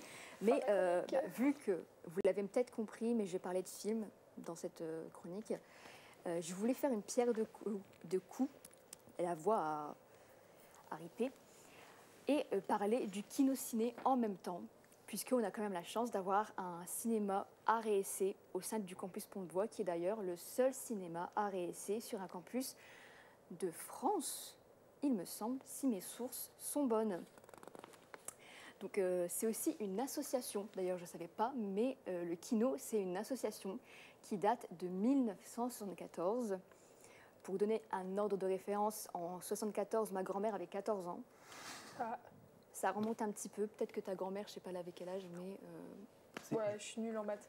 Mais C'est le seul ciné sur un campus en Europe. Je me permets En de le Europe, glisser, c'est encore mieux c'est qu'en encore France. pire. Logé. On est bien logé à Pont-de-Bois. Donc ouais, au début c'était un ciné-club d'ailleurs. Et ensuite ça a évolué tel un Pokémon vers cette salle que l'on connaît tous. Depuis 1978, c'est une salle de cinéma du coup qui peut accueillir étudiants comme pas étudiants, hein, les petits chanceux. Donc le Kino, il est animé par des bénévoles et des bénévoles bien entendu étudiants. ouais. Vous pouvez d'ailleurs les rejoindre si ça vous intéresse. L'adhésion coûte 15 €, mais 2 fois par an, vous pouvez avoir une petite soirée karaoké entre étudiants. Sympa, pas Petite pour Victor. soirée, oui, pour Victor. Simon, Petite vous soirée met film, les petite infos soirée dans le chat. série. Voilà, et vous pouvez même manger un petit bout avec tout le monde. Très sympa. Sympa. Très sympa, quoi. J'adore. Mais du coup, j'invite Simon à mettre le site en... C'est fait. dans le chat. Il est Quelle tellement réactivité, Simon. Il a Donc, mis l'histoire du Kino et le lien pour être bénévole. Oh là Régalez-vous. là, il fait bien son taf. Hein. Mais du coup, le Kino, si jamais vous avez été voir sur le site, vous pouvez voir cette petite affiche. Mettez l'affiche. Mettez la, Les voilà. ordres à la régie. Cette petite affiche. Donc, ils organisent une soirée Halloween le 24 octobre, donc c'est jeudi, où ils passeront Phantom of the Paradise, qui est un film qui reprend de manière très libre le fantôme de l'opéra. Et il y aura même une petite buvette, un buffet. C'est gratuit pour les étudiants dans la limite des places disponibles. Et surtout, il y aura aussi un quiz sur les films d'horreur. Ok. Et du coup, toi, t'aimes bien les films d'horreur, si tu nous dis ça. Non, pas du tout. Si. Ou d'Halloween, plus généralement. Ouais, j'adore les films d'horreur et j'adore les films d'Halloween. La semaine prochaine, c'est Halloween d'ailleurs. Donc, à cette occasion, je vous ai fait un petit top 3 de mes films d'Halloween préférés. Très Je sympa. prends des notes. Slide Prenez des suivante. notes dans le chat. Premier film, The Rocky Horror Picture Show. Donc de 1975. C'est une comédie musicale. Donc c'est pas du tout effrayant. C'est même plutôt drôle. En fait, on suit l'histoire d'un couple qui tombe en panne et donc qui viennent se réfugier dans un petit château abandonné dans la forêt, tout ça. Et ils tombent sur une petite fête avec des gens un petit peu étranges là-dedans, dont le docteur, alors je l'ai noté parce que c'est un petit peu compliqué, Frankenfurter. Ah oui. Le docteur Frankenfurter, interprété par Tim Curry, que l'on peut voir du coup en lingerie tout le long du film. J'adore. C'est super. Pourquoi j'aime ce film Déjà, comme j'ai dit, Tim Curry en lingerie. C'est une performance incroyable. C'est un film qui est hyper déjanté, les musiques sont hyper cool. On parle encore de musique, CF, Chronique de Victor. C'est vraiment des musiques que j'écoute premier degré, moi, des fois dans ma voiture et tout, je chante dessus et tout, bref. Et vraiment, c'est un film good vibes, mais il fit en fait dans l'atmosphère d'Halloween parce que regardez-moi cette affiche. Déjà, regardez-moi la police d'écriture. Et puis même le truc du château en plein milieu de la forêt, Très des Halloween. habitants, très Halloween, des habitants un petit peu étranges, un savant fou déjanté en porte-jartel, Très Shining. Trop cool. un petit monstre et tout à la Frankenstein. Bref, je recommande. Il est un petit peu vieux, mais il est toujours aussi drôle. Mais par contre, il n'est pas du tout effrayant, comme je vous dis. Mais j'ai prévu le coup pour numéro 2. On rentre dans du sérieux là. On rentre un petit peu plus sérieux. Sinister. Sinister, c'est un film d'horreur qui m'a fait très peur. Après, je l'ai regardé quand j'étais un petit peu jeune. Mais bon, ça suit l'histoire d'un écrivain true crime qui s'installe dans une maison où il y a eu un meurtre qui a eu lieu. Il va aller à sa cave. Et il va découvrir des petites cassettes VHS de meurtres. Et donc, comme toute personne munie de bon sens, il décide de rester avec ses 2 gosses et sa femme dans cette maison et de mener l'enquête. Je comprends pas ça. Mais qui leur dit? Écoute, je pense qu'il aime le challenge, lui. Donc, Toi, ça se voit, tu restes, Mélina. Donc, ouais, c'est un film qui m'a fait grave peur. Et c'est l'un des films qui m'a fait le plus peur, je pense, au niveau du film d'horreur. Quand même. Franchement, j'aime beaucoup. Il est assez récent, mais c'est, je trouve, une petite pépite. Et j'adore l'ambiance et aussi ce cliché de l'écrivain qui veut écrire quelque chose, qui est en panne d'écriture et qui tombe sur une maison où il s'est passé quelque chose d'horrible à l'intérieur, mais qui reste quand même avec ses gosses parce que putain, toujours un truc meilleur. Il faut du sensationnel pour son. Il peut faire son job à sa famille, quoi. Vraiment, comme un bon Américain. Vraiment, j'adore, je conseille. On passe au dernier film, numéro 1. Coraline. J'adore. Autre vibe, encore une fois, autre vibe, puisque là, c'est un film en stop motion adapté d'un roman de Neil Gaiman que je n'ai pas lu. Désolée Mélusine. Elle est dans le chat, elle va pas être contente. Alors, on suit Coraline et ses parents qui déménagent au Pink Palace. En fait, le Pink Palace, c'est une maison qui a été divisée en plusieurs appartements. Et Coraline, elle s'ennuie un petit peu de sa nouvelle vie, jusqu'à temps qu'elle va découvrir une petite porte qui a été condamnée. J'en dis pas plus parce que, ok, le film est très connu, mais si jamais vous ne connaissez pas, c'est mieux de découvrir. Tout à fait. Donc, j'adore ce film, j'adore l'ambiance. On peut avoir quelque chose de très coloré, de très déjanté, mais après beaucoup plus sombre. D'ailleurs, pour un film pour enfants, je pense que ça en a traumatisé plus d'un. Et je sais plus ce que j'allais dire. Ah oui, le côté stop motion, il apporte vraiment grave du truc au film parce qu'il y a ce côté en fait où le stop motion, j'ai toujours trouvé ça un petit peu dérangeant dans un sens, mais ça rapporte aussi, ça ressemble beaucoup au dessin animé, donc ça rapporte en fait à l'enfance. Donc En fait, c'est un mélange parfait et vraiment, j'adore Coraline, un de mes films préférés. Et du coup, j'ai envie de vous demander à vous, quels sont vos films d'Halloween / d'horreur préférés? Voilà. Je pense que j'ai été très traumatisée par Conjuring. Terrible. Ça et Jigsaw aussi. Je suis grosse fan de Saw. C'est le clown là qui. Oui, bon, je vais pas le spoil, petit mais. pantin. Ouais, terrible. Mais ça, ouais, je pense que c'est des bons basiques. Après, je suis pas très. Je suis un peu une flippette, honnêtement. Même une giga flippette, on peut se le dire. Je le reconnais. C'est pas grave. C'est pas grave. C'est pas grave. On apprend à vivre avec, je vous promets. Après, il y a des films qui font pas peur, hein, comme j'ai dit, plus dans le vibe d'Halloween et tout. Ouais. Mais c'est vrai qu'en fait, pour moi, Halloween, c'est soit ça fait peur, soit c'est rien. J'ai pas beaucoup plus cherché, mais là, maintenant que je vois ça, peut-être que ouais, je vais peut-être me poser d'autres questions sur Halloween. Je t'encourage. Tu veux répondre? Je réponds. Personne veut se Si, débrouiller? je peux répondre.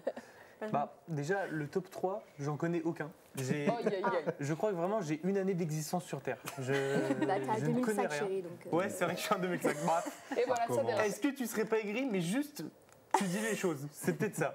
C'est vrai.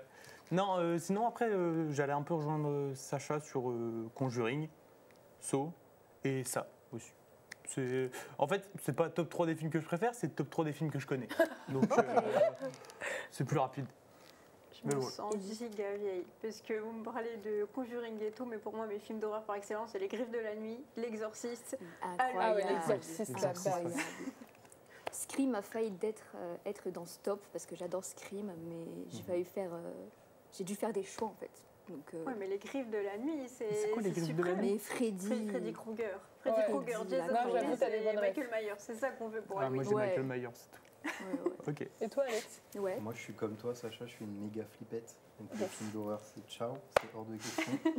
Après, en classique, je sais pas, genre La Famille Adams, des trucs comme ça. Ouais, J'avoue que c'est La vrai. Famille Adams, c'est Des kiffant. trucs. T'as entendu sympas. parler du truc Terrifier 3 là? Là, il y a quelqu'un J'ai qui été en le voir au parlait dans le ciné, chat. Ouais. T'as été le voir du coup? J'ai été le voir au ciné, ouais. Non, sérieux? Si, ouais. T'es Ça morte donne ou pas? quoi? Bah... Tu peux me toucher ou pas? Guys, il faut qu'on arrête le live. Elle est morte. Non, en vrai, ça va, pas trop traumatisant? Mais franchement, je trouve que les gens, ils ont un peu abusé. Mais dans les deux sens, il y a des gens qui ont dit que le film était super nul, il y a des gens qui ont dit que c'était le meilleur des Terrifier, et vraiment, je suis d'accord avec aucun des deux. Ah. Vraiment, le film est pas du tout nul, il est super divertissant et tout. Après, forcément, si t'as un petit peu le cœur Non, moi, j'y vais fragile pas, et moi. tout, c'est vrai que les êtres humains ont 25 litres de sang dans le corps dans ce genre de film. C'est un peu abusé. Mais pour moi, mon préféré de Terrifier, ça reste le 2, quoi. Ouais, non, apparemment, c'est juste du gore sur du gore sur du gore. Donc, Mais le tueur est très drôle aussi. Il est assez iconique. Je crois que tu nous as préparé un petit top 3 Oui. étudiants, si on peut passer rapidement dessus. Oui, oui, oui. Il y a des gens qui me Du disent que la Ligue des Champions va commencer, c'est ton pote qui a dit ça. Oui. Je crois qu'il est pressé qu'on finisse. Je vais faire vite. Alors du coup, vendredi, les garçons vous ont demandé sur Instagram quels Tout à sont vos fait. films d'horreur préférés. Ils m'ont envoyé les résultats et du coup, je vous ai fait un petit top 3 que Victor m'a niqué parce que c'est clairement les top 3 de ses films. Oh non! C'est vraiment tes films. Incroyable. Donc, vos films préférés pour Halloween. Je sais pas si on met la salle. Voilà. Je me suis appliquée 5 minutes sur Canva quand C'est même. sublime. 3, ça. Donc, les deux, il y a eu le ça 1, ça 2, c'est revenu. Si jamais vous avez la phobie des clowns ou la phobie des prépubères, je vous invite à le regarder. Numéro 2, la saga Conjuring. Mais de manière très large, en fait, il y en a qui ont dit Conjuring 1, Conjuring 2, Annabelle. Et vu que c'est un petit peu dans le même cinematic universe, je les ai mis ensemble avec The Nun, tout ça. Il y en a des moins bons que d'autres, mais bon, je me suis déjà attirée à cette foudre aujourd'hui, je pense, donc je vais rien dire. Numéro 1, Saw. Vraiment, vous avez tout dit. Oh, j'ai un deuxième talent, punaise. Et il est devin, ce gars, il est devin. Saw, franchement, j'ai pas compris pourquoi il était là, parce que moi, je suis pas une grande fan de Saw. Ah ouais?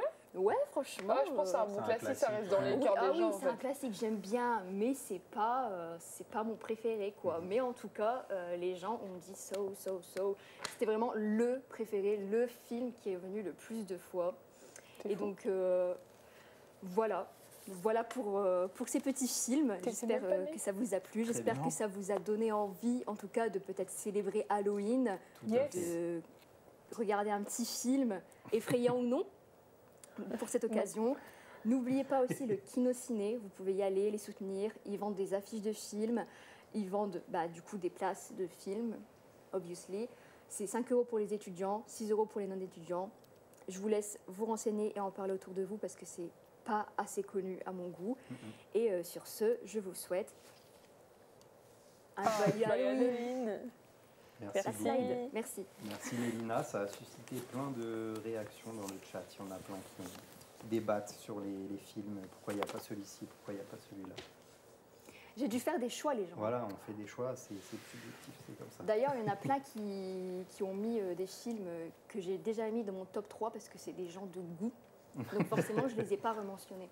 Moi, dans les réponses, j'avais quand même vu un mec qui avait écrit Shrek.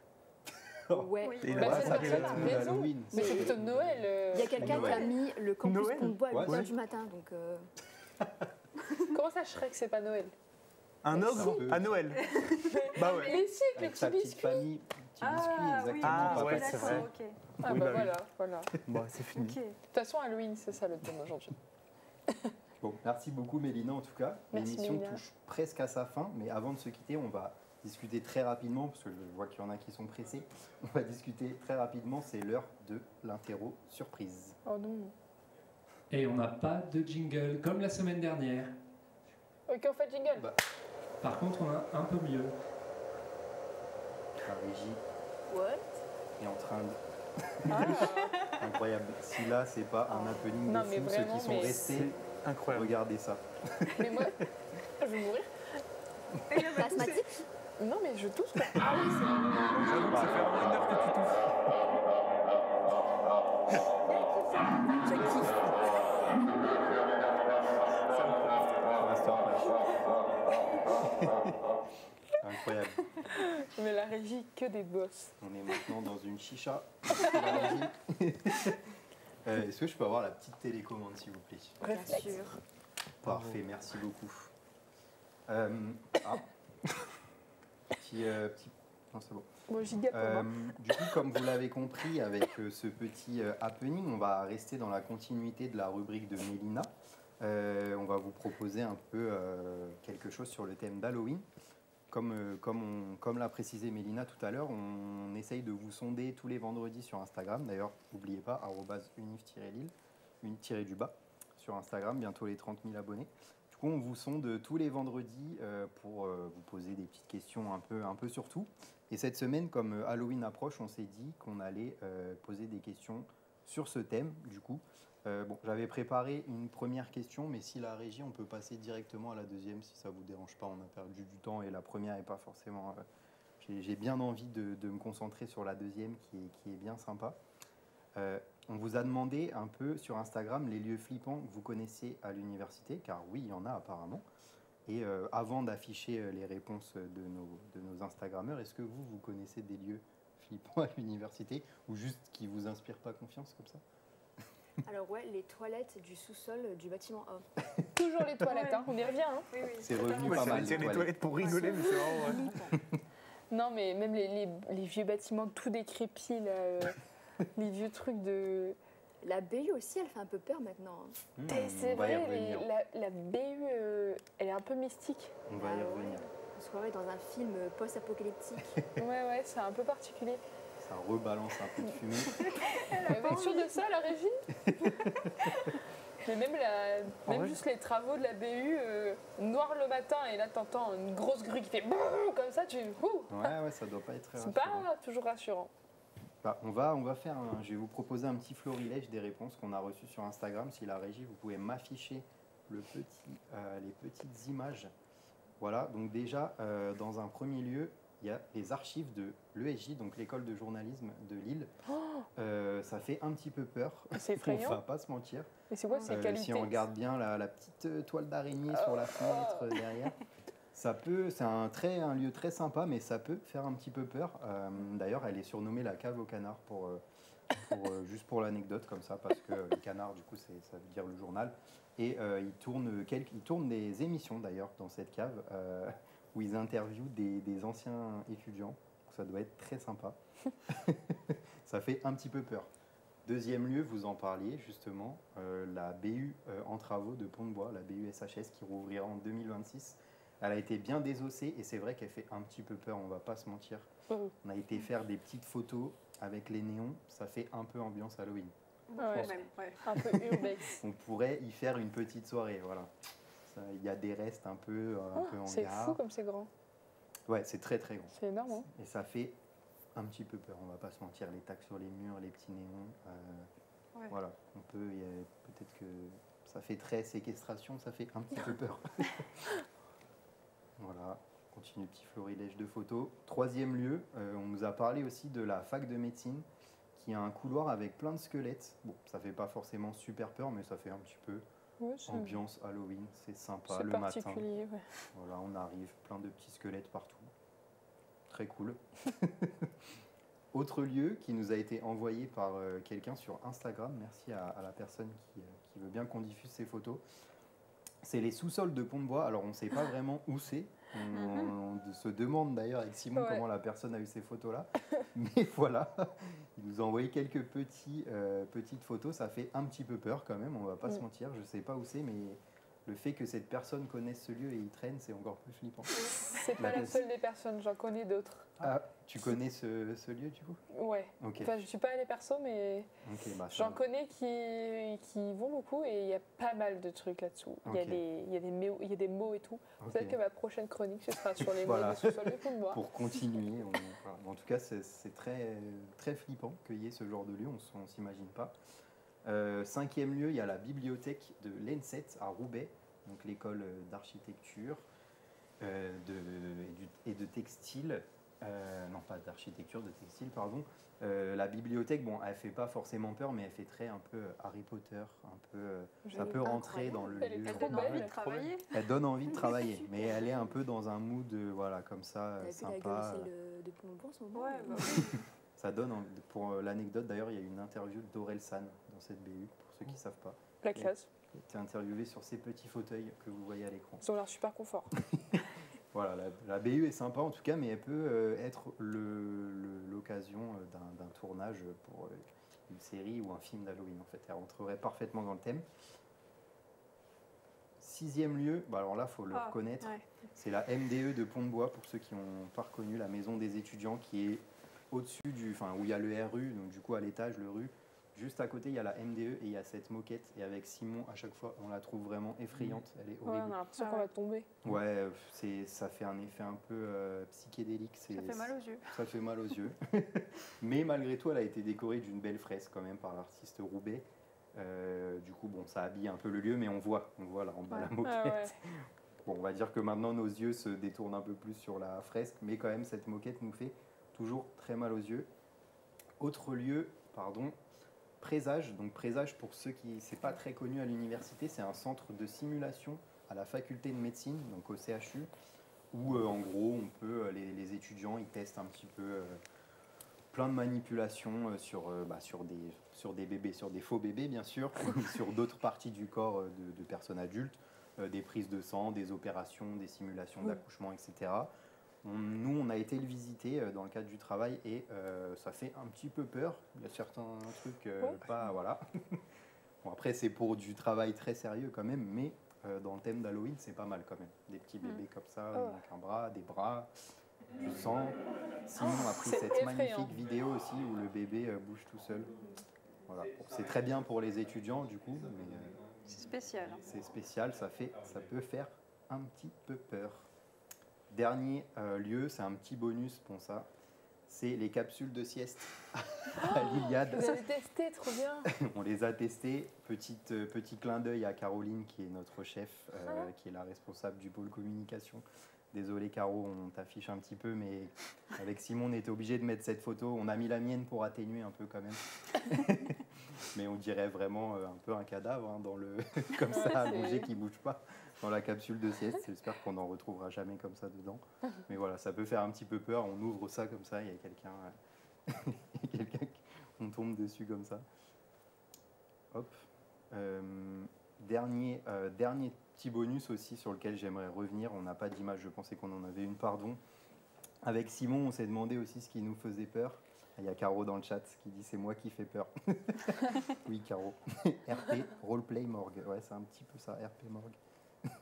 Et du coup, avec Simon, on se disait que nous aussi, à la com, ce qui nous effrayait beaucoup, c'est vraiment pas si effrayant que ça, mais quand même, c'est ceux qui utilisent encore l'IL 1, l'IL 2, l'IL 3. Petit clin d'œil à la direction. Il y a énormément de gens qui l'utilisent. C'est ancré. Je suppose que vous l'utilisez encore aussi. C'est vraiment dur à enlever cette habitude. Impossible. Donc voilà, il y a même, au-delà des étudiants, il y a surtout même des enseignants, des personnels qui continuent à utiliser l'IL 1, l'IL 2, l'IL 3. Bon, c'est des habitudes ancrées, je pense que ça partira jamais. Mais voilà. J'espère que vous avez apprécié ces petits lieux effrayants. C'était pas mal. L'université pourrait être un lieu géant pour faire Halloween, ce serait pas mal, avec tous ces petits lieux. La big soirée de fou. Une grosse Entre soirée, l'île 1, l'île 2 et l'île 3.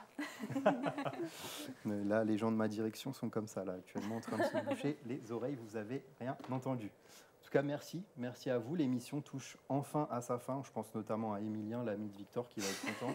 Je crois qu'il est parti. Je le vois plus. Il te clash plus, donc c'est qu'il est plus là.